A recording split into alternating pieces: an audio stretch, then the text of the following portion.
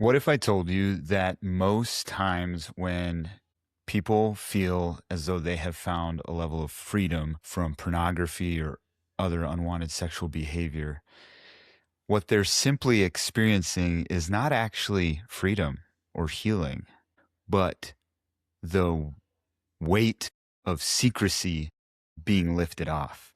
I'm sure you've seen this or maybe experienced it yourself, that someone will come to the end of themselves. Maybe they're at a conference where things are talked about and finally it bubbles up and they're willing to share the sin that they've been living in. They've been looking at pornography or something. For the sake of this series, we'll use pornography as the illustration, or maybe they just were tired of the life they were living and they reached out to a friend and started sharing about it. And just sharing about it, just getting to a place where you can talk about it and have people pray for you in it, feels like a weight lifting off. All of a sudden, the secrecy no longer has us bound. My father-in-law likes to say that the most dangerous part of lust or looking at pornography is the secrecy.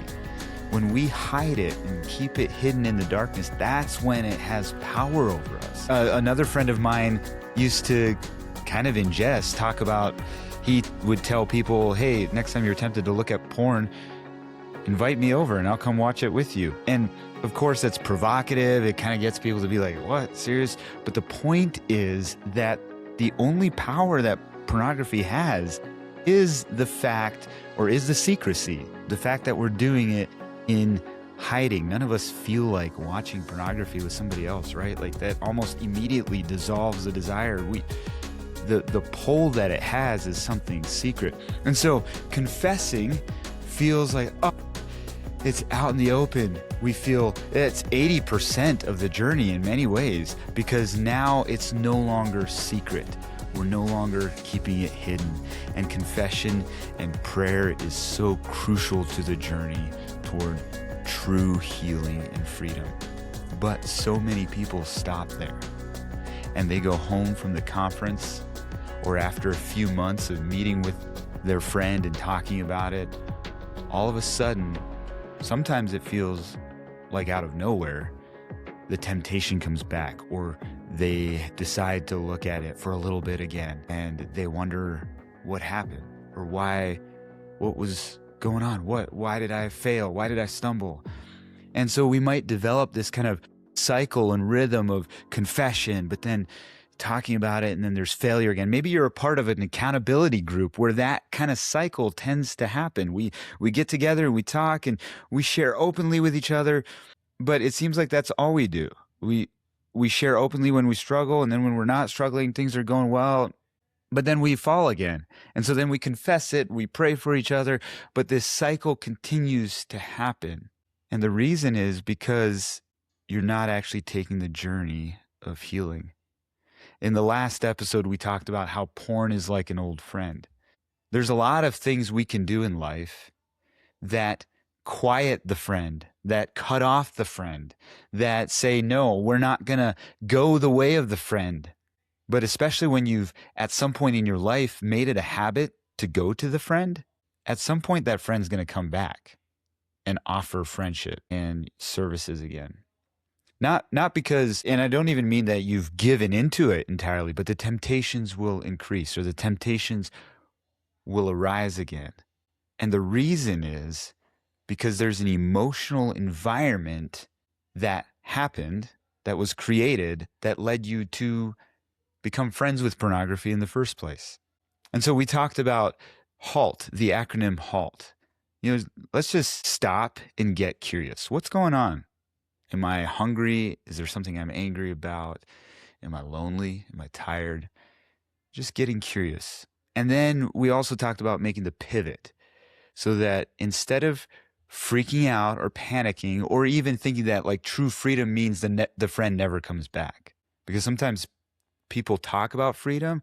I even have talked about freedom at times in that way, as though the friend is gone for good. Well, the friend might offer its services again, because the same emotional environment that was created where I became friends with it in the first place that may happen. Maybe a totally different setting and different situation. It may happen again in which the friend might surface and be like, hey, I'm here. And so instead of panicking, rather making the pivot and acknowledging the friend is here.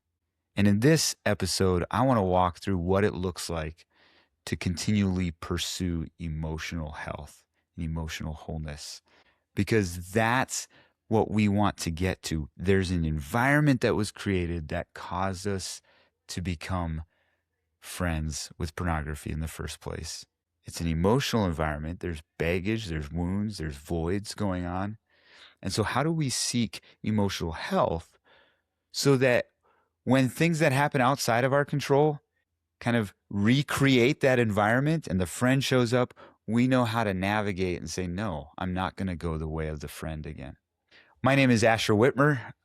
This is Unfeigned Christianity, where we are on a journey of becoming a people who are theologically anchored in Jesus, emotionally healthy, and able to love and disciple others well. Already mentioned in the last episode, I did part 1 of a series that I'm titling Free for Real. And the first episode was on how pornography is like an old friend. This episode, I want to walk through what it looks like to take the journey to pursue emotional health. And what do I do when I realize I'm not emotionally healthy?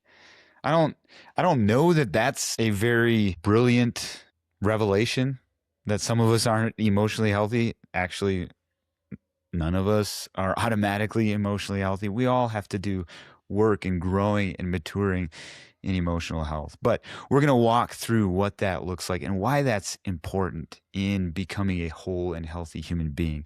Now, if you follow the podcast and if you've been waiting for this episode, as I know some of you have, you realize it's been over 2 weeks since I released the last episode. Just a little housekeeping. Soon after releasing the last episode, I was hit with allergies, I think. At first I thought I was getting a cold, but then my voice died, and physically I was fine. Like, I didn't get stuffiness, had a little bit of a cough, but not much. And my voice for a while was not good and still feels a little bit on the verge. I'll probably have to take breaks as I record this and drink some water and make sure my throat is moist. But a couple of days ago, my voice was feeling better, and I sat and recorded an eloquent episode for all y'all. Got to the end of it.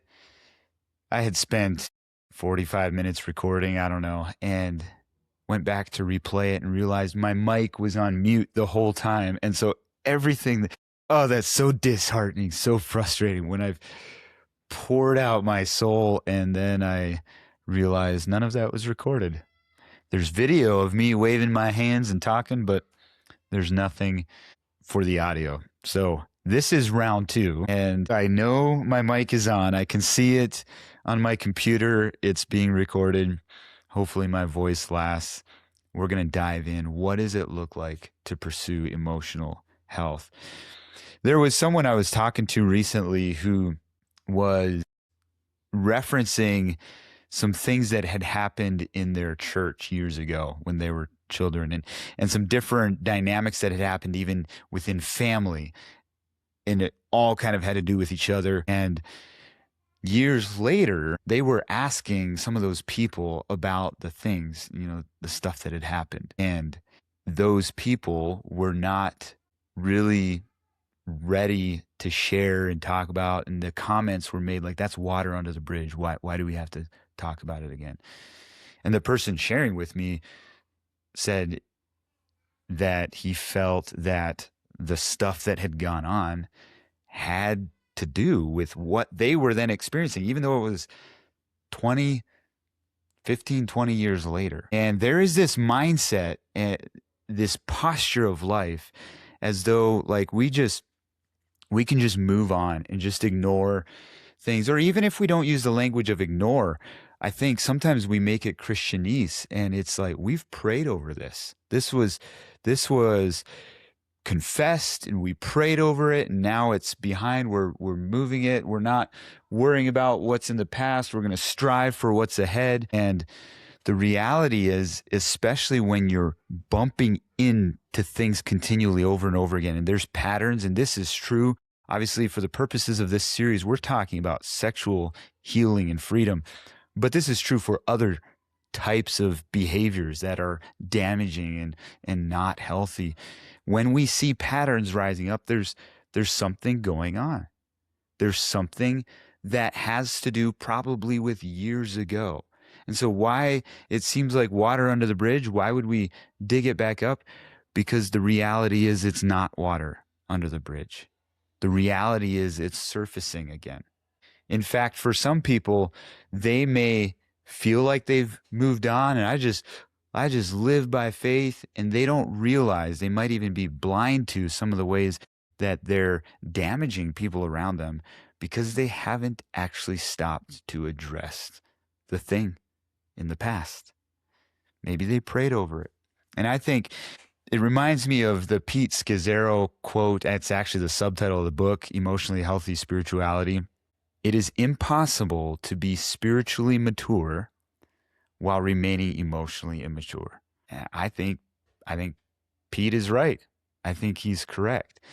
When we do these spiritual disciplines of praying over and reading our Bible and attending church, all these different things, if we're not becoming emotionally healthy in the process, we may still be someone who's struggling with lust. We may still be someone who gives into the flesh here and there. We may still be someone who's not patient, who's not kind, who's not loving. It is impossible to be spiritually mature. We may do the disciplines of being spiritually mature, of reading and memorizing and praying and all this, but if we're not willing to take the emotional journey of growing in emotional health and maturity, then we're always going to stay stuck. And so confession is such a crucial piece. If you're here watching this or listening to this, you're probably someone who has confessed, and good for you. That's the place to start. We need to confess. We need to pray for one another. But those are not the totality of finding healing and freedom. When you look at the teachings of Jesus, he doesn't talk about us just learning how to confess and pray. He goes on, you read the Sermon on the Mount, he talks about a way of life where we are embodying the fruit of the Spirit, where we are living out and hungering and thirsting for righteousness. And that's not a hunger and thirst, or just like all of us, we can so long for righteousness that righteousness would reign while sinning in our closet, perhaps. But this hunger and thirst that Jesus is talking about is one that we would pursue and conform our lives into. And so the question is, what leads some of us, anyone, to violate some fundamental values for a temporary pleasure? My guess is, and I don't know where you're at. Maybe you've been a Christian or grew up in a Christian family. You've been in the church and you're a little disillusioned with God. You're not really sure what all, but you kind of like some of the things that I've said or written or whatever. And so you're watching this because you know that you probably shouldn't be looking at pornography or whatever, but maybe you're not entirely sure what to do with God. I don't know. Maybe you're here and you've stumbled upon, or somebody really suggested that you watch this, and you're not a Christian. You didn't grow up in the Christian community. And so faith, you're not even sure what to think of God or Jesus and what to do with that. I don't know. I welcome you. You're welcome here. I'm not going to pressure you to figure out what to do with God just in this episode. We're going to talk about something, and we're going to talk a lot about God. But just know that you're welcome to come and listen, participate in the conversation even. But I'm assuming, from what I know of my audience, the vast majority of you are Christians. You're attending church pretty regularly, if not every week. You're reading your Bible at least to an extent of you want to follow the way of Jesus. I mean, that's how I was. I was a pastor's kid, so I was very familiar with scripture and what Jesus taught, and we went to church every time the church was open. Now I'm a part of the leadership team of my church, and my kids are experiencing that, right? I'm very much in the Christian world, and yet even within that, found myself in pornography. And that happens. You may be surprised how many Christians struggle with hidden sins, even outside of pornography. But there's a lot of Christians that struggle even with pornography. It's been a number of years ago, but the Barna Group had partnered with Proven Men Ministries, and they discovered that, if my memory serves me right, I believe this survey had been done in 2012 or so, and they had discovered 63% of evangelical Christian men, self-identifying evangelical Christian men, and at that time they defined evangelical Christians as people who believed in new birth. Evangelical Christians, men, confess to viewing pornography at least monthly. That's a frequent amount of time. Maybe it's not technically an addiction at that rate. It may not be hindering your ability to function in society and at life, but for people who claim to follow Jesus and believe in a new birth, to look at pornography monthly is a lot. Even if you go a few months between, which was kind of the cycle that I got into pornography first when I was 13 years old. And it was a battle that I dealt with for the rest of my youth. And it wasn't until I was 19.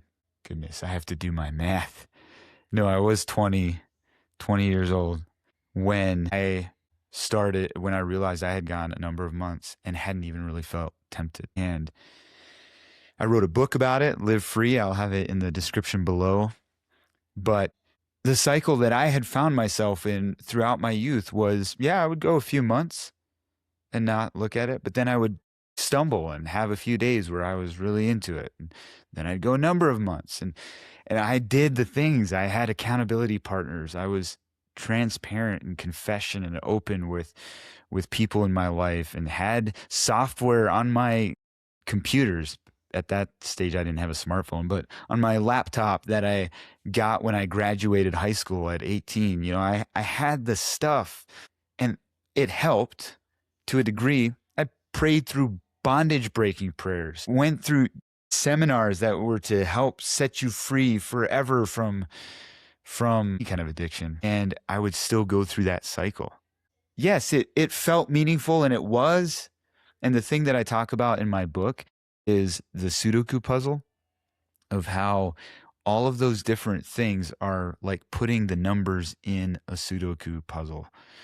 Or if you play the color Sudoku, like getting the different, you have colors that have to line up within a row, and then there's another row this way, and then you have within the smaller box, and you need one of each color on the row, both ways, and within the box. And sometimes you get everything together just nicely, and then you realize one's in the wrong place. And the journey of healing and growth and freedom is a little bit like a Sudoku puzzle. Things come together. It feels revolutionary. This is amazing. This helps me.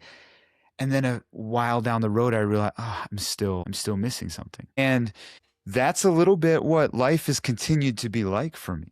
Because while I found tremendous freedom and healing in my early 20s, and I went about a decade without genuinely not even really being tempted. That's maybe putting it a little strong. I know I was tempted, but it wasn't like in my youth, between those moments of failure where when I would be tempted, it would almost be all consuming, and it'd feel like this real battle that I have to fight. And I could fight it and it would kind of go, but then, every few months I'd give in again. It wasn't like that at all. Like it was just a very easy, I'd see something or someone dressed in a certain way that previously may have kind of triggered some lustful thoughts. And instead it was like, no, that's not mine to take pleasure in. This is somebody made in the image of God. Obviously, if it's a real person, if it's an image or something, I would just be like, no, that's not what I'm gonna give my attention to. And I would move on. I wasn't undressing people mentally or anything. There was a real genuine healing. And the thing I talk about in my book, Live Free, is the power of working through father wounds. But then I was blindsided a few years later because a bunch of those temptations came back. And it was at a really low season of my life. And that's when, as I mentioned in the last episode, in talking with my counselor, where he made the comment, porn is like an old friend. And one of the things that I've realized is that I had found a renewed identity in Christ, where no longer I wasn't viewing myself through the lens of my father and the wounds that had been created.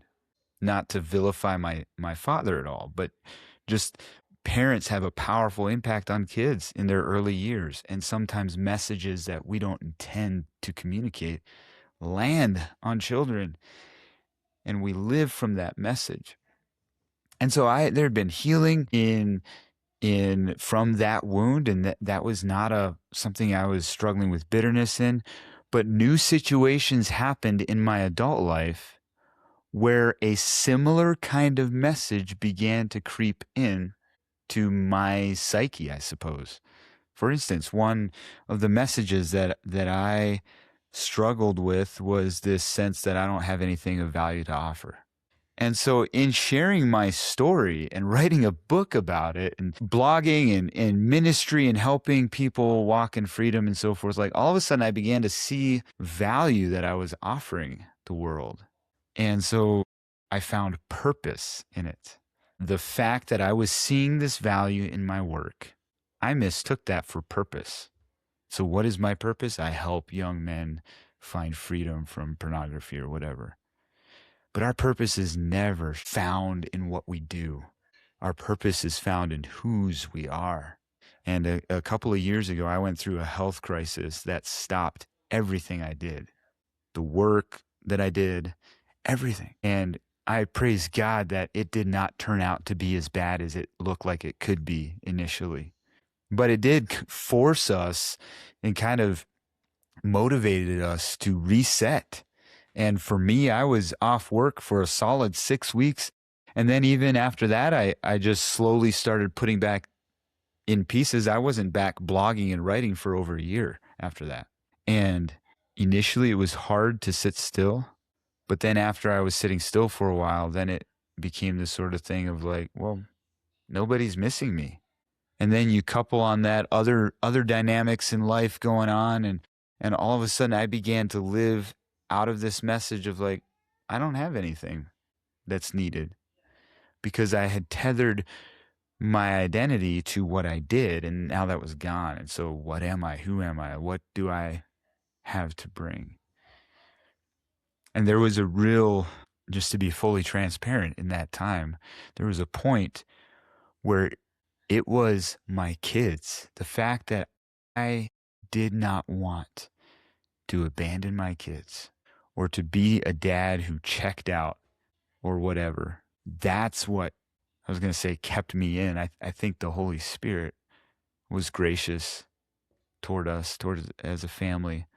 But that was the thing that kept my will engaged in this whole struggle, because there was a lot of this, like, especially after some of those temptations came back. It's like, here, I'm the guy that wrote a book about Live Free and spoke about this, and here I'm dealing with that again. Well, what? Maybe the things that I taught just are a joke, like weren't even true or real. And I'm grateful that I had actually started counseling before then. It had been something my wife and I had wanted to do for a number of years. And when everything kind of came to a halt, and even just as a little bit, because there was a 5-month period where we weren't really sure what was going on with me. Was it physical or was it emotional and everything? And so all of that just kind of became the excuse to start counseling.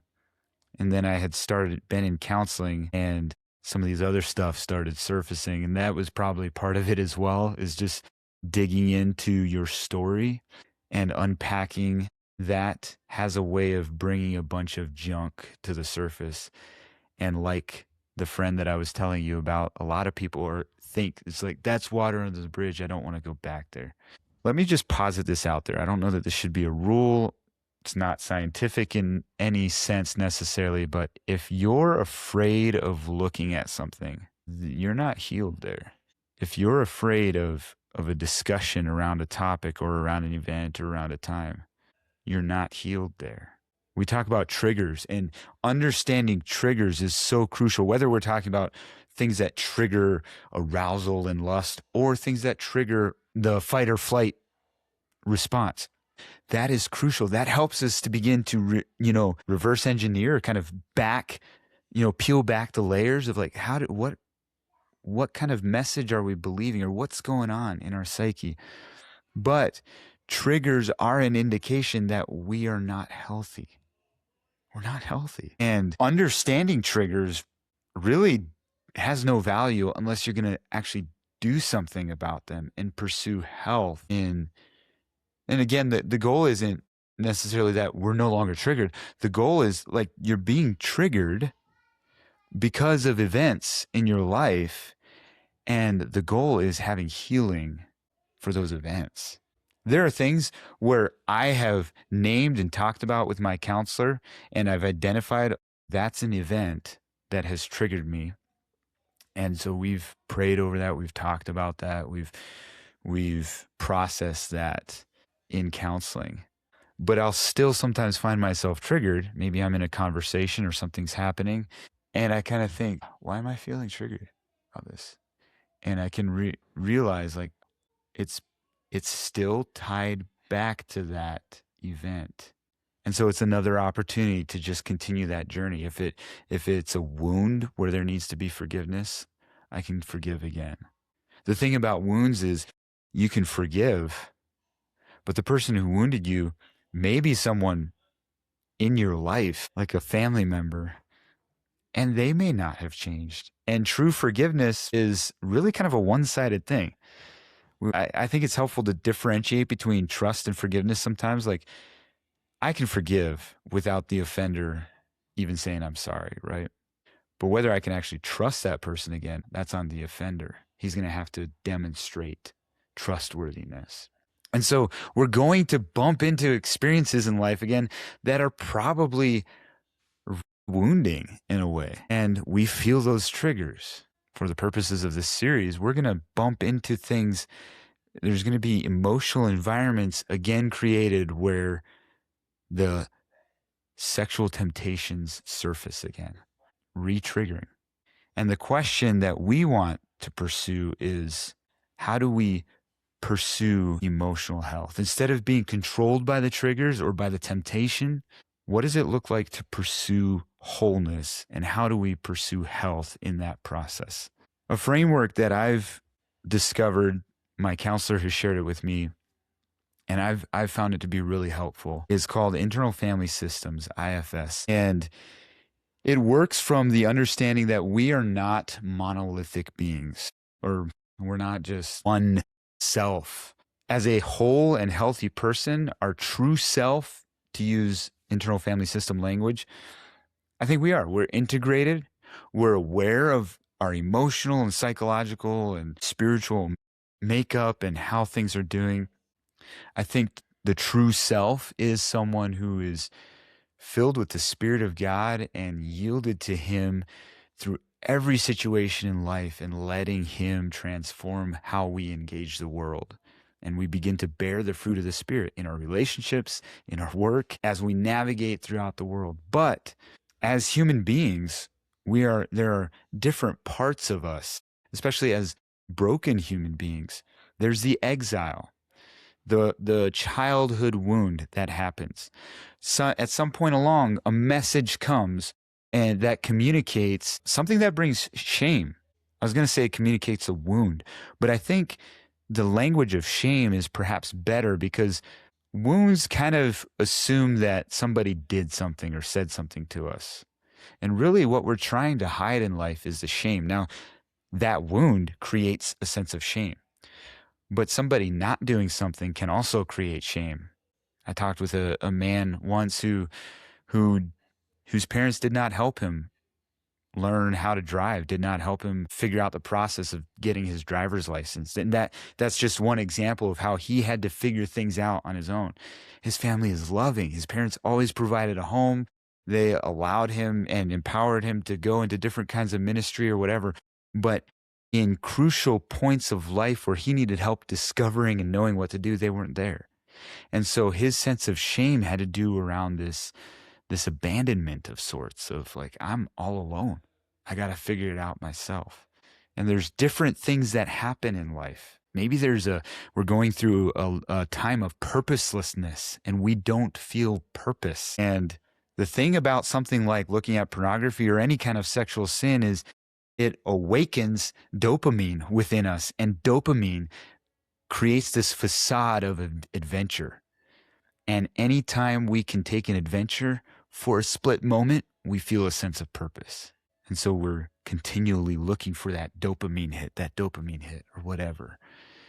But it hides the shame that we're feeling. And shame comes from the childhood event and experience, the exile, as internal family systems calls it. And so we learn how to manage the exile, right? We learn how to, whatever message that was communicated, you don't have anything of value to bring. Well, Asher learned how to manage that, right? And we have different ways of managing that. For me, it was by accomplishing things and succeeding at things. And so when I was able to quickly, my brother and I quickly throw the tar paper on the garage that we were needing to shingle while Dad was at a 1-hour meeting, like that felt like that could hide the shame. All of us have something that we lean into, something we learned in life that people appreciate, people like. Julie Slattery talks about our private selves and our public selves and how we early on in life realize that there is a part of us that people accept. And then there's a part of us that people don't like. And so we learn how to present that public self, that acceptable self, and hide the shameful self, the exile. But eventually the manager's not going to work. And in the illustration of putting tar paper on the garage, my dad comes and we had a lot of wrinkles in it, in the tar paper, because we had done it too quickly. I had pushed my brother to do it quickly. And then Dad is frustrated that it's wrinkled and it's not sealed properly and all of that. And the point being that eventually internal family systems works with the understanding that eventually the manager's not going to work. The exile still gets exposed. And then the firefighter part comes in to just put out the fire. And that's the egregious looking at pornography or substance abuse. That's the addictive part that we get into, the really damaging thing that we would, in a normal time of life when we're not feeling the shame, we would declare we would never do that. We don't want to do that at all. But then there's something that triggers that causes us to give in to the firefighter that comes in and puts out, at least we think. And that's the thing about all of this and brokenness, is that when you give in to the firefighter, it only brings more shame, which again reminds us of the exile. The manager tries to do it, can't handle it, so we need the firefighter again. And it's this crazy cycle. That is the emotional environment that is set. We need to confess and we need to pray over it, pray through things. But the reason we gave into pornography is because there was an emotional environment that was created where we were willing to give up something we deeply valued, and that's sexual purity, in exchange for this temporary hit and pleasure. That's the firefighter. And so what do? How do we figure out what emotional environment is created? Pursuing emotional health means that we start paying attention to these things. It means that we get curious and we're not just going to, it's water under the bridge, we're not going to look back. No, we're going to be willing to look at it again. But when I realize, okay, I'm being triggered, this is happening again, so what do? You do story work. You unpack your story. What's playing on? What is your exile self? What is your manager? And then the firefighter, what are you going to? Obviously, if you're watching this, it probably has something to do with pornography, but maybe there are other things. And when we can name those things, we can begin to understand our story and the parts of our story that maybe we haven't fully let Jesus into yet. So, some questions I want to leave you with as you begin this journey and start doing the story work yourself. a question that I have for you is, the last time you gave in to unwanted sexual behavior, last time you looked at pornography, what were you feeling? And maybe in the moment, you might talk about feeling something, but try to retrace, if you can, even the events leading up to that day. Like, what was going on, the broader context, what was going on in life? And then the second question, as you're pondering that, is how do you typically handle those feelings? Because my guess is you're not going to pornography every time. Maybe this feeling of not having anything of value to bring, or this feeling of just being alone and I have to figure it out on myself, like those kinds of messages. Maybe that surfaces in other ways, and it causes us to, for me, my manager is working more, accomplishing more, getting, trying to over exceed and impress people and prove that I have something that I can bring. And so for me, I'm very aware of when I'm starting to feel that message that I don't have anything of value to bring, because I'll notice an uptick in my desire to do more work, right? Yours, it might be something different, but how do you typically handle those feelings? And then lastly, I'm curious, and you should be curious, when was the first time you remember bumping into that feeling? Because when we can identify the answers to these questions, that helps us retrace the steps and helps us go back in our journey to see where it all began. Because that's going to tell us something about what needs healed. In fact, Jay Stringer talks about how in our unwanted sexual behavior, we are acting out a story. And so we should be curious, not condemning of our unwanted sexual behavior. That feels kind of counterintuitive. I used to, when I would commit unwanted sexual behavior, such as looking at pornography and masturbating, I used to kind of self-condemn myself and I literally pound my chest. Oh God, have mercy on me. And it was kind of this little ritual that I would go through to feel like I'm forgiven again or whatever. But a significant change can happen when, instead of condemning yourself for it, you sit up and you say, why did I just do that? Not why did I sin, right? We know that we're broken and we're sin. Why did you do the specific thing you just did? Why did you look at the specific thing that you just did? That's telling you something about your story. And as we unpack our stories, we will begin to find the avenue of healing almost just in that journey itself. Now, I'm going to save an example of my own life for the next episode. What does it look like to do story work? You're going to have to come back for episode 3, and I'll demonstrate how I've learned to do story work even in real time. And just as full transparency, we're not going to be perfect humans. And so sometimes we respond out of our unhealth and we do hurt each other, and we have to repair. But learning how to do story work and learning how to do this process helps us to possibly be able to do it in real time and avoid the damage. But it also helps us to know how to repair. And that's what we're going to get into in the next episode. If you have found this meaningful, I'd love to hear about it, first of all. So leave a comment if you're watching this on YouTube. If you have my email address, maybe you're on my email list and you got the email about it, go ahead and shoot a response. It means a lot. Some of you have already responded. I really appreciate that. If you're on social media, leave a comment. Share this with others. If you found this helpful, just share it and say, hey, I found this helpful. Hopefully you can find it helpful as well. Maybe you know someone specifically wrestling with this or needing it. Share it with them, and you can begin to take the journey deeper with them as you walk together in finding freedom and healing. Till next time, my name is Asher Witmer. Grace and peace.